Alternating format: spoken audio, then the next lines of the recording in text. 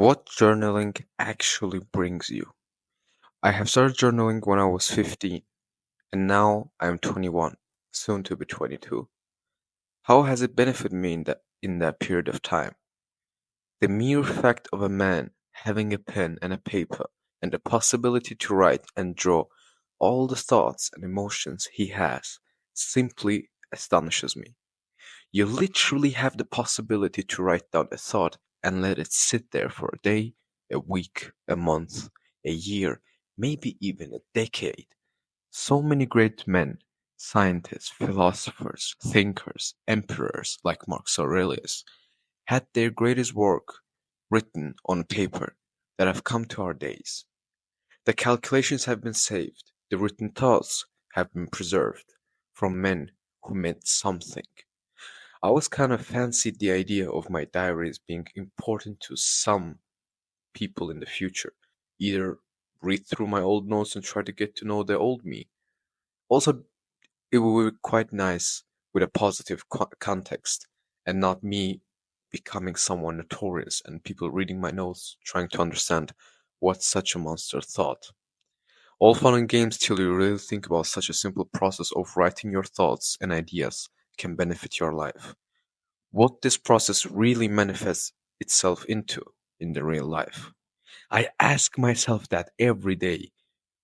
The first thing that really comes to mind is rising above mediocrity, albeit feeling not good enough most of the time. Only now I understand that having a journal, a planner, where you can write down your thoughts and goals will lead you.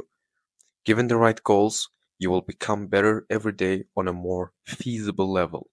You see the achieved goals on a piece of paper. You write down your thoughts and look at yourself from a different lens. You see your feelings as written words and look at the contents. See the simplicity of the process and how huge the problem just may be in our head and not in the real world out there. Writing down your daily goals, something so simple, yet so many people just do not seem to be doing. Do they not want to declutter their brains and take the unnecessary load off your brain? That constant struggle, trying to keep everything you have to do in your head, and everyone forgets something. Sooner or later, at some point, if you always try to keep your daily tasks in your head, something will not get done and be forgotten. Doesn't that bother you? You literally have the power to write down everything you have to do and wake up in the morning and have a clear challenge map ready. You have the power to wake up in the morning and exactly know what you need to achieve today.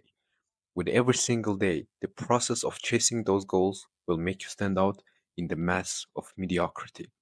Isn't it fascinating? But whatever, there are other points to think about. Journaling will get you through tough times.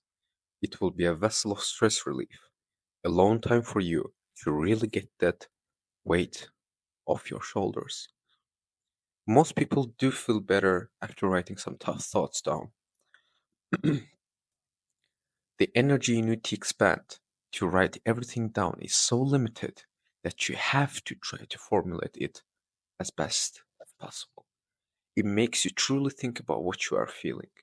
Maybe what you are feeling is just a plot of an anxious mind. Maybe you are just suffering in your own mind, just as so many do.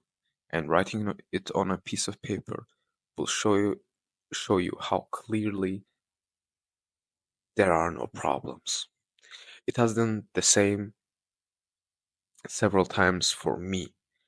The sheer level of disappointment when you really see that your thought was so dramatic in your head was not something even real in the first place.